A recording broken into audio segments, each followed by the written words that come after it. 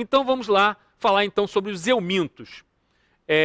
O primeiro euminto a se falar, então, talvez a parasitose mais comum no mundo, o Ascaris lumbricoides. Então está aí o macho e a fêmea. A gente tem o primeiro ser, então, pluricelular. A gente tem o verme propriamente dito, está aí o macho e a fêmea.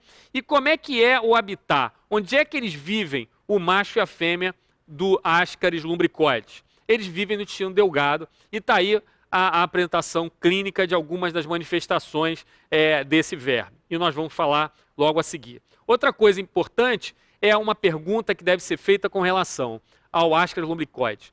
A partir do momento que você ingere o ovo do Ascaris lumbricoides, ele consegue se multiplicar sozinho no hospedeiro? A resposta é não. O Ascaris lumbricoides, apesar de você apresentar o macho e a fêmea, você poder ingerir o ovo do Ascaris lumbricoides e apresentar a infestação pelo macho e pela fêmea, esses ovos precisam cair no meio externo para poder você realmente se infestar novamente. Ou seja, não há multiplicação e autoinfestação, como acontece em outra parasitose que nós vamos falar a seguir. Muito bem. Então está aí o ciclo de contaminação das caridíases. Você basicamente vai fazer a ingestão do ovo por via oral por alimentos contaminados, né? E esse ovo, caindo no tubo digestivo, ele vai liberar uma larva. Essa larva, ela vai invadir, essa larva pequena, ela vai invadir o tubo digestivo, vai cair na circulação e vai fazer uma circulação que é através do pulmão, que a gente chama de ciclo de Loss.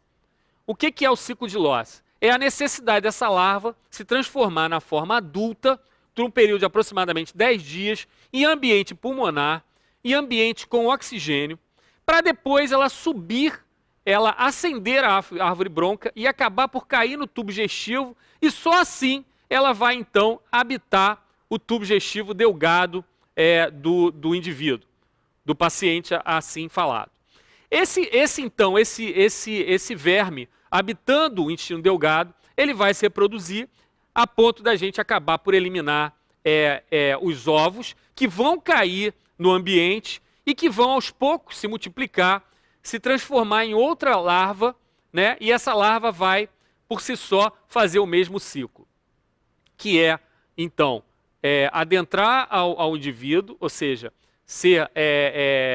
invadir através da cavidade oral, ou seja, o ser humano consome alguma coisa contaminada pelo ovo do Ascaris, e aí essa larva cai no tubo digestivo, ela penetra, cai na circulação, vai ao pulmão, acaba fazendo, nesse caso, o ciclo de Loss, ela se transforma no germe numa larva maior, numa larva adulta, ela consegue ascender no trato respiratório, é deglutida e volta para o tubo digestivo delgado.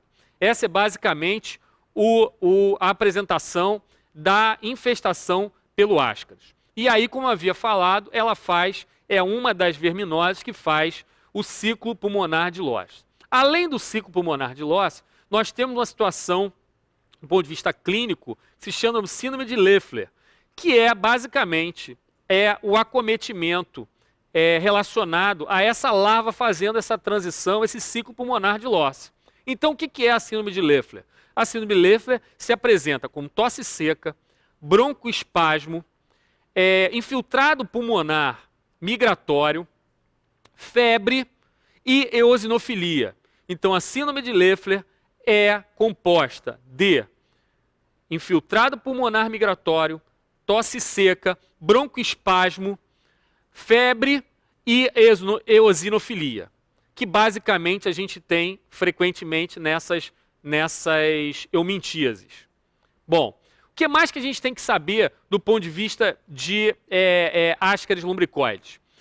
A apresentação clínica, muitas vezes, pode ser assintomática, ou ainda apresentando o clássico, dor abdominal, náuseas, vômitos, cólica biliar, pancreatite, obstrução intestinal. E aí nós vamos tentar falar um pouco, claro, dor abdominal relacionada às verminoses. A causa mais comum, talvez, de dor abdominal no Brasil seja verminoses.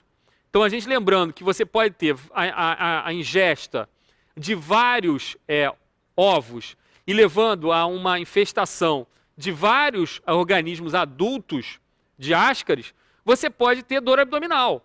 Ou então ser simplesmente assintomático, você ingerir poucos ovos e basicamente eliminar o verme pelo tubo digestivo grosso. Ou ainda você apresentar dor abdominal importante, como eu falei, náuseas e vômitos.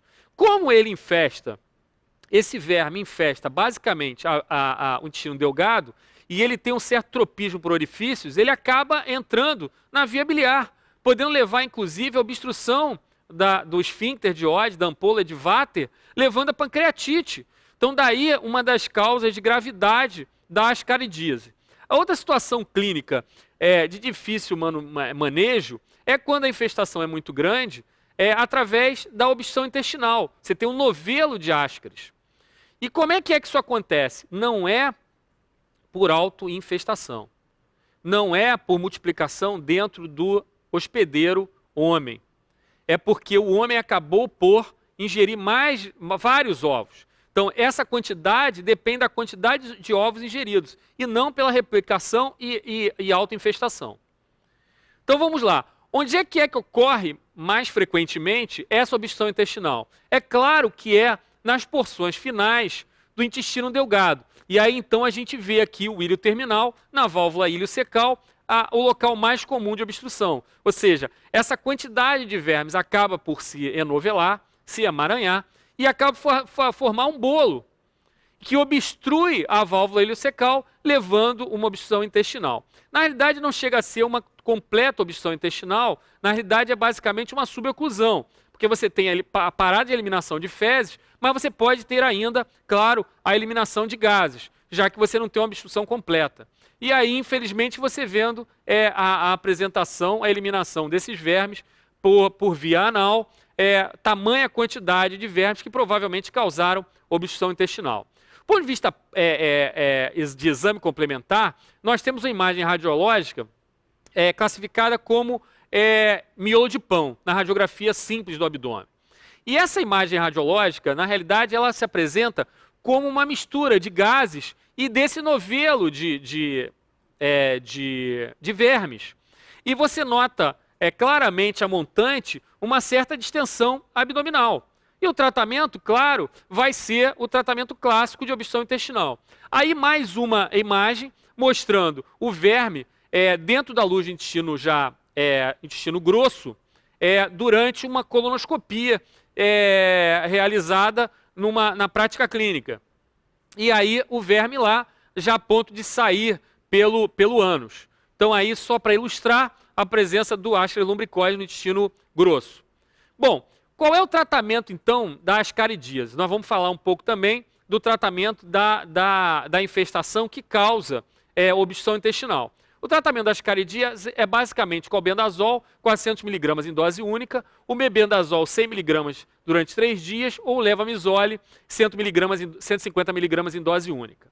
E aí, vamos falar um pouco então daquilo que eu havia comentado anteriormente. O tratamento, do ponto de vista de suboclusão intestinal, é basicamente suporte com a sonda nasogástrica para diminuir a distensão e a dificuldade de progressão, né, do alimento, da progressão do conteúdo gástrico, e aí, claro, manter o doente em jejum, hidratado, e o tratamento básico é o uso de óleo mineral.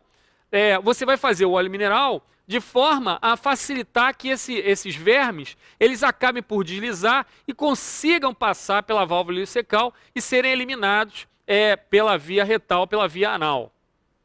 No passado, a gente também tinha na prática clínica, à nossa disposição, a piperazina, mas foi tirada da prática clínica porque estavam usando de uma certa forma, como droga que causava algum grau de alucinação, enfim, e aí foi retirado pela Anvisa do mercado a piperazina, e ajudava bastante, porque a piperazina fazia uma paralisia flácida desses vermes, o que facilitava bastante a sua saída pela válvula iliocecal e acabar por ser eliminada através do ânus. Após a eliminação, então, do ascaris, você deve refazer o tratamento, aí no caso com mebendazol, 200 mg por dia durante 3 dias, já que você pode ter outras formas ainda por vir se transformando na fase na fase adulta. Bom, aí a gente vê claramente uma abordagem da prática cirúrgica, que de forma alguma é a melhor abordagem. Ressecar uma porção no intestino para poder retirar esses vermes, retirar esse parasito. A melhor abordagem, mesmo que haja uma situação muito difícil do ponto de vista de obstrução intestinal, seria o óleo mineral mesmo, a conduta clássica, né, de sonda nasogástrica, jejum, hidratação, e o cirurgião, de alguma forma, ordenhar, depois do uso do óleo, esses vermes que aí acometem o tubo digestivo delgado, para tentar desobstruir. Você abrir isso na cavidade abdominal, você corre o risco de uma situação clínica muito mais grave, até de contaminação do espaço peritoneal, de um quadro muito mais grave do ponto de vista prático, médico e clínico.